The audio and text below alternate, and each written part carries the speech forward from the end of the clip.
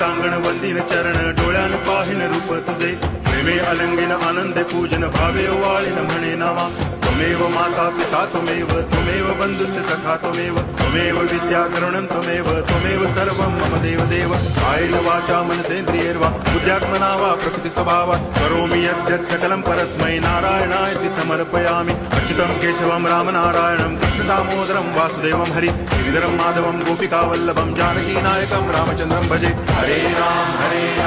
Ram Ram Hare Hare Hare Krishna